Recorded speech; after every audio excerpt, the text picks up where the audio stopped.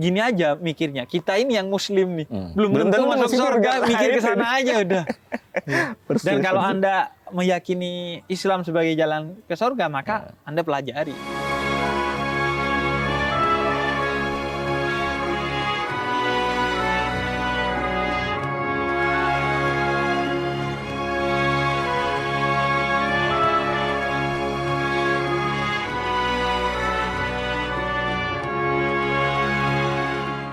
Ini keempat tapi sudah. Assalamualaikum, ini dari Angelia Parastriana.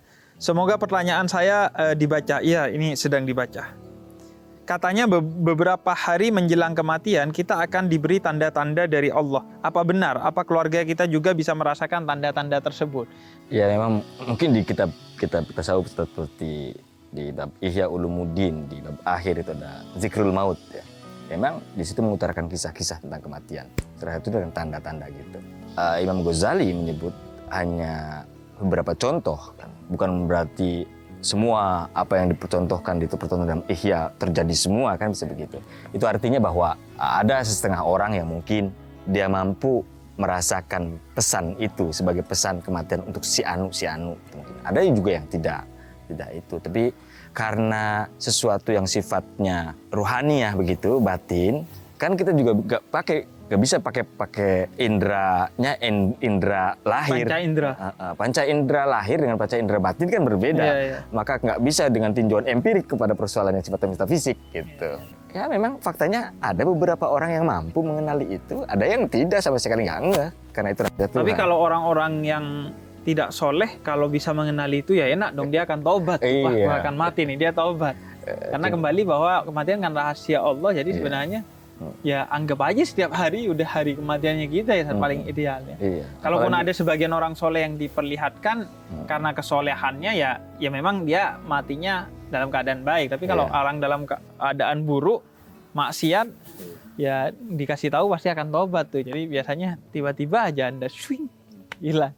Dan biasanya kan tafsiran itu subjektif. Setelah Islam, oh iya emang dia begini begitu, dikaitkan gitu kan.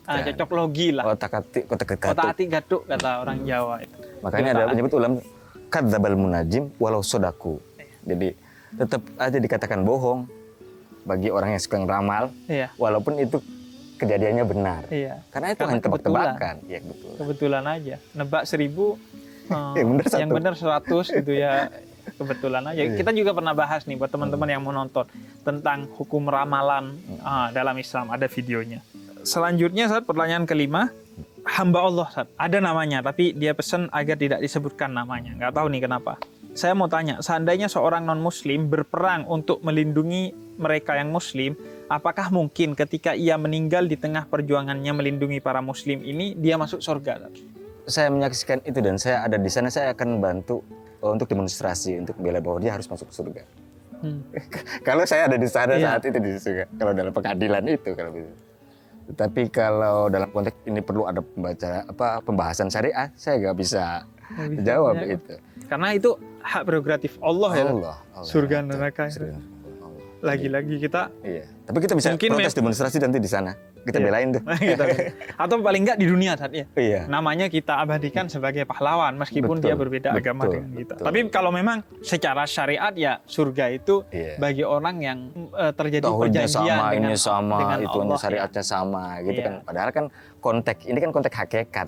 Jadi itu kembali kepada Allah urusan surga dan neraka. Tapi walaupun secara syariat ya kita ada perjanjian dengan Allah, yaitu orang-orang yang bersyahadat itu dia yang layak atas surga gitu. Ibarat kata saya sering mencontohkan tuh kayak orang bekerja di pabrik itu amal soleh. Kalau nggak pakai daftar dulu kan, ya nggak dapat gaji di akhir bulan karena nggak daftar walaupun udah kerja. Nah daftar itu kayak syahadat gitu. Jadi kita bagus juga nih. Jadi kita daftar dulu tuh syahadat dulu sehingga amal baik kita akan dibalas di akhirat. Tapi kalau yang nggak daftar ya tetap dibalas tapi di dunia karena Allah Maha Adil atas semua perbuatan yang kita lakukan. Tapi kembali lagi hak prerogatif Allah gitu. Kita gini aja mikirnya, kita ini yang muslim nih, belum tentu masuk surga, mikir ke sana aja udah. Dan kalau Anda meyakini Islam sebagai jalan ke surga, maka Anda pelajari. Karena beragama itu harus menjadi satu hal yang paling diseriusi dalam hidup. Karena hidup itu ya untuk untuk itu. Gitu. Pertanyaan ke-6 nih, Sat. Ini juga hamba Allah, Sat. Nggak mau disebut namanya.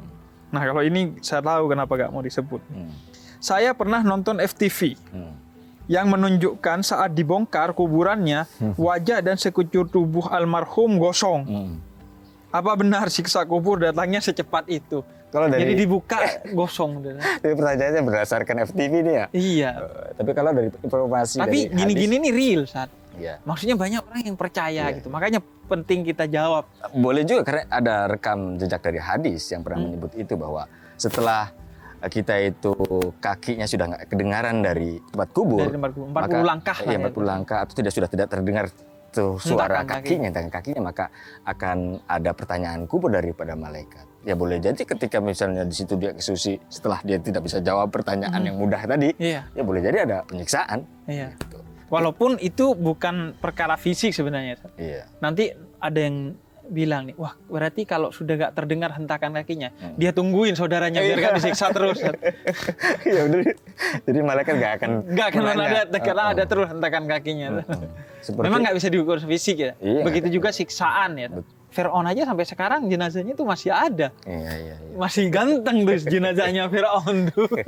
Atau mungkin penjelasannya lebih filosofis ya, bahwa kalau kita diciptakan dari sesuatu air mani, dari tanah, sesuatu yang tadinya tidak ada, dari sepihan yang tadinya bagi kita secara metafisik ada, lalu kita bisa dihidupkan menjadi manusia.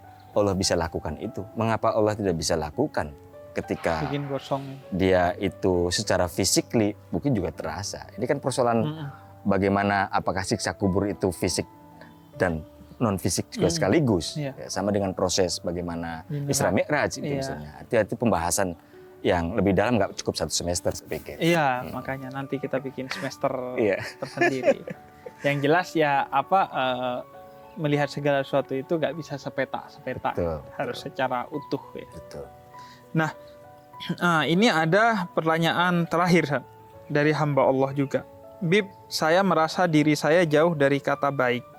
Dan timbangan saya lebih berat di dosa saya. Apa yang bisa saya lakukan untuk mempersiapkan kematian yang bisa datang kapan saja? Pengakuan dia adalah bentuk sesal yang tidak semua orang dapatkan.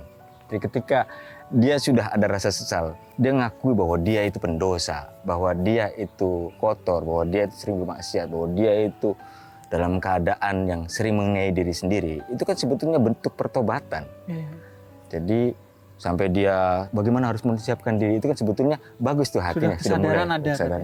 Bagaimana tinggal ikutin iramanya, ikutin getarannya, perbanyak amal soleh dan syariatnya diperbaiki, kan begitu. Oke, jadi itu aja udah bagus ya. Udah bagus. Perasaan itu. Karena anugerah luar biasa punya rasa itu. Punya rasa itu. Ada orang yang maksiat nggak sama sekali dia punya rasa itu. Bahkan Allah sudah kasih peringatan ini dan itu nggak kerasa. Satu hal nih. Salah satu yang pernah saya obrolkan dengan anak-anak PANG itu. Rasulullah setiap hari minimal 100 kali beristighfar. Padahal beliau maksum. Pasti masuk surga, pasti terjaga. Lalu kenapa beliau tetap beristighfar setiap hari? Kita ini pendosa. Setiap saat kita bisa berdosa. Kita istighfar berapa kali sehari? Rasulullah mungkin istighfar sekali saja sudah wusul, sudah langsung connect dengan Allah. Kita ribuan kali istighfar belum tentu. Kita kayak sinyal itu yang dulu. Lama yang mau connect. Iya, nah rahasia ini bagi saya ini seperti halnya begini. Mendekati Tuhan itu harus dengan merasa berdosa.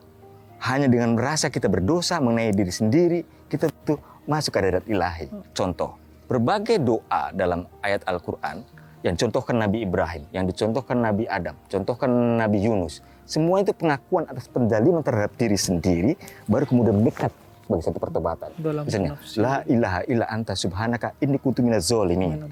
Lalu Nabi Adam juga sama.